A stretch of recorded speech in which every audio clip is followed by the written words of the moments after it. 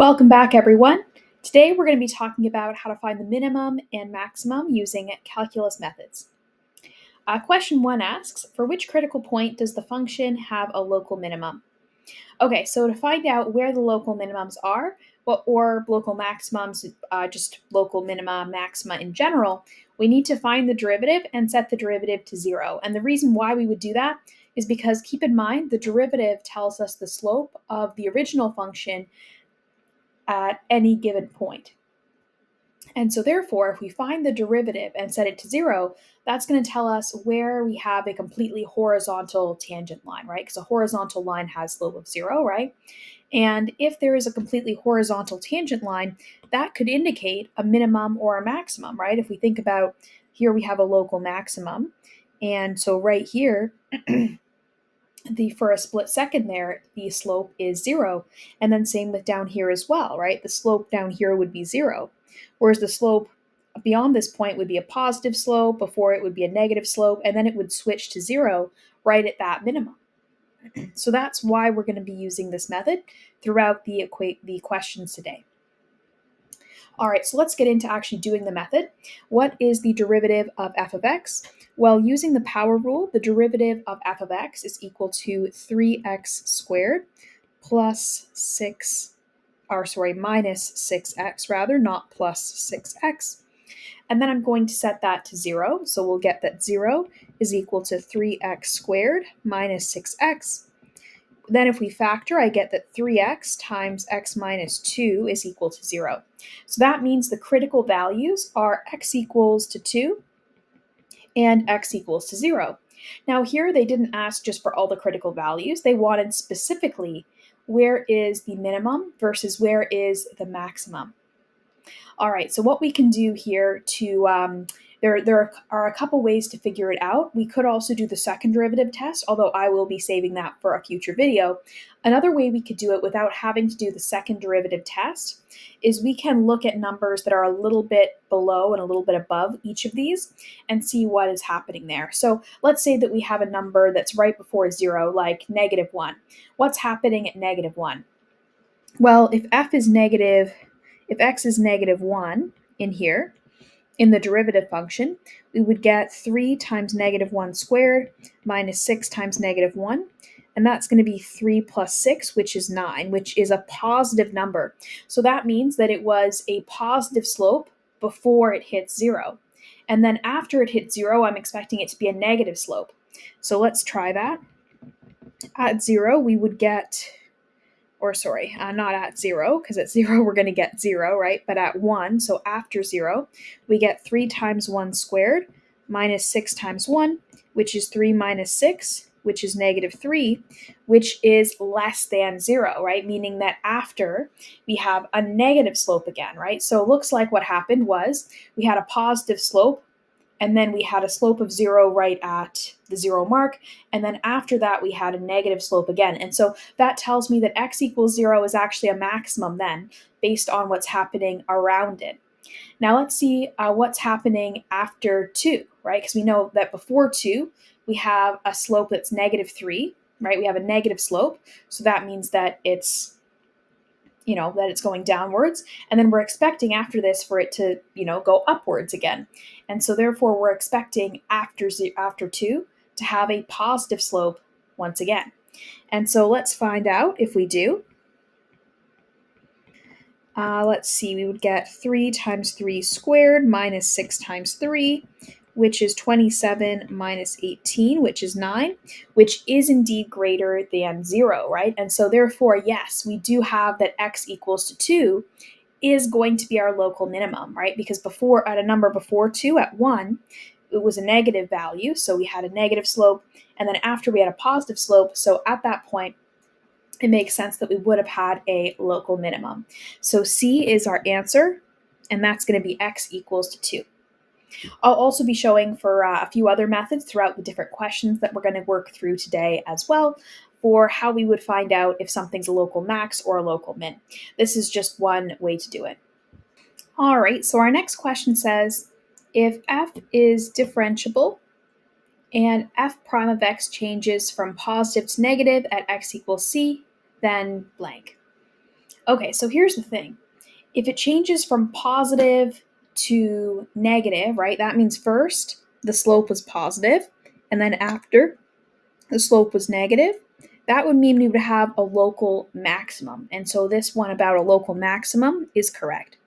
I'm also going to briefly go over what we would expect for the other ones, right? So for local minimum, it would have to switch from negative, it'd have to be negative first and then positive.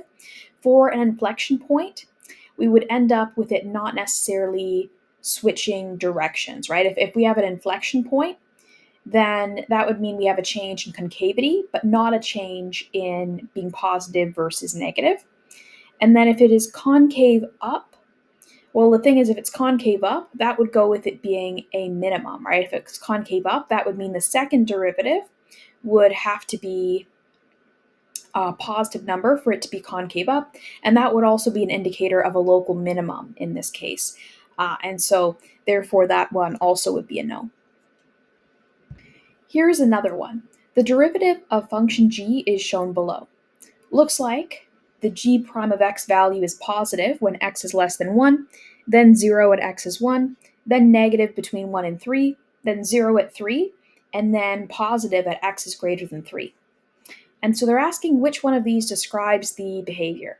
So before I even look at the multiple choice, let's see what is the behavior. So when x is less than negative 1, so let's say negative 1 is right here, for example. Let's say this is my negative 1 point. Before negative 1, the slope's positive, right? So therefore it's going up to this point, to whatever the negative 1 point is.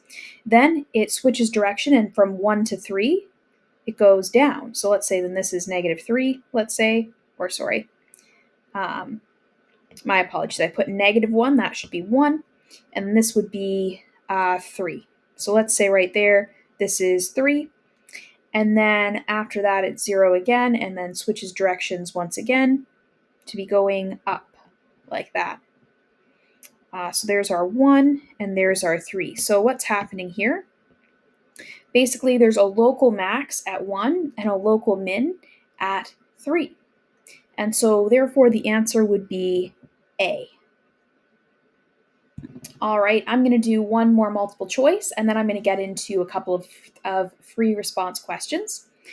Function h has h prime of x is equal to x squared minus 1 over x squared plus 1 for all x that does not equal to 0, which is true about the critical points. All right, so before we are even able to do this, let's talk about how we would determine. Well, here's the thing. We know that if we factor x squared minus 1, we get x minus 1 times x plus 1, right? And so therefore, what does that tell us? That tells us that if x is 1 or x is negative 1, we have some sort of a critical point, because either of those values would make the overall expression 0. It would make the entire slope 0. But next we need to figure out, okay, do we have a minimum, maximum, like what do we have exactly here? Well, first I'm going to plug in a number less than negative 1. I'll plug in negative 2 to see what's happening before negative 1. So what's happening before negative 1? Let's see. I'm not actually sure. Well, let's see. That's going to be negative 3 times negative 1. So 3 over 5. Okay, so yeah, there we go. 3 over 5, which is greater than 0. So what does that mean? That means we have a positive slope leading up. So that looks like it's probably going to be local maximum at the negative 1 mark. Okay, now what's happening after? Well, what happens after is, let's find out what h of 0 is. Well, that's, if I just look at the original expression, I can tell right away that's going to be negative 1, which is a negative number. It's less than 0, so yep, it's going to be going down. And then at a point that's after 1, like 2, for example, we're going to get something positive once again, if we were to do that. And so therefore, we end up with a local max at x is negative 1 and a local min at x equals, well, I wrote 2 there. I should have written 1, because 2 would be something that happens after. It's going to be positive again. And so therefore, my answer is A. And so there we go. All right, so here's our first long answer question. It says, let f of x equal to x to the power of 4 minus 8x squared. Find all the critical points of f and apply the first derivative test to classify each as local max, min, or neither. Okay, so first, let's find all the critical points. To do that, I need to take the derivative using the power rule and set it to 0. So here we're going to get 4x cubed minus 16x. Then we're going to sub in for f prime of x, we're going to sub 0. So 0 is equal to 4x cubed minus 16x. So that, if I common factor out 4x, I'm going to get x squared minus 4. And then we're going to get x minus 2 times x plus 2. So therefore, the critical values are x equals to 0, x equals to 2, and x equals to negative 2, because those are all the values that would make the derivative function equal to 0. All right, so next let's try part B. So part B says to apply the first derivative test to classify each of these as local mins, maxes, or neither. Okay, so for that, I'm going to choose values. Let's start by choosing a value that's below negative 2, then above negative 2, and so on. So the values I'm going to choose here are going to be, we need to find f of negative 3 as one that's before negative 2, or and then also what about something after negative 2? That would be like negative 1, that would work.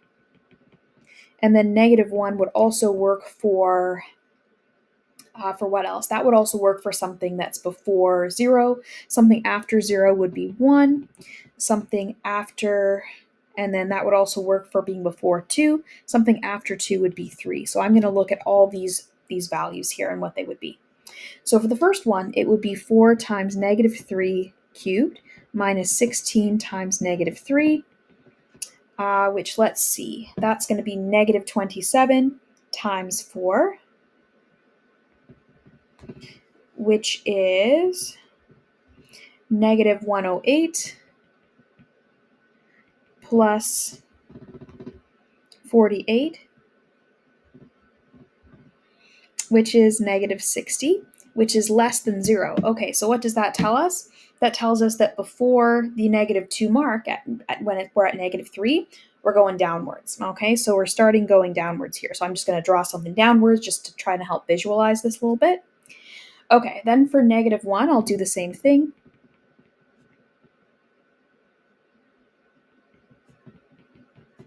So that's going to get me negative 4 plus 16, which is 12, which is greater than 0. So then we're going to have something positive. So that already tells us negative 2 is a local min. So good. Then we have positive 1. So that's going to be 4 times 1 cubed minus 16 times 1, which is negative 12, which is less than 0. So therefore, we have 0 come up somewhere. And then after 0, it goes down again. So 0 is going to be a local max. Then for 3, let's see what we get for 3. We would get 4 times 3 cubed minus 16 times 3, which is going to be 108 minus 48, which is positive 60, which is positive. So therefore, this is going to go up again, and we're going to have another local min at 2. Okay, so therefore, in summary, negative 2 and 2, actually I'm going to write this down, negative 2 and 2 are local min, and then 0 is a local max. Now, do they want the full points or just the x values? Let's see. Apply the first derivative test to classify each as local max, min, or neither. Okay, so actually I do think they wanted not just the x values, but like the entire point. So what I'm also going to do here is plug in each of these values to the original to find each entire point.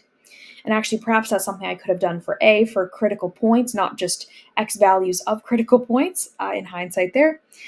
So let's do that. So f of 0 is just equal to 0. F of negative 2 is equal to negative 2 to the power of 4 minus 8 times negative 2 squared, which that's going to be 16 minus 32, which is negative 16. And then we have f of 2, which is equal to 2 to the power of 4 minus 8 times 2 squared, which is equal to, actually looks like about probably the same thing, 16 minus 32, which is also negative 16. Okay, very good. So therefore, I'm actually going to switch these to the points. So we found out that 0, 0 is a local max, and then that negative 2, negative 16, and 2, negative 16 are local minimum. So that's what we figured out from this problem.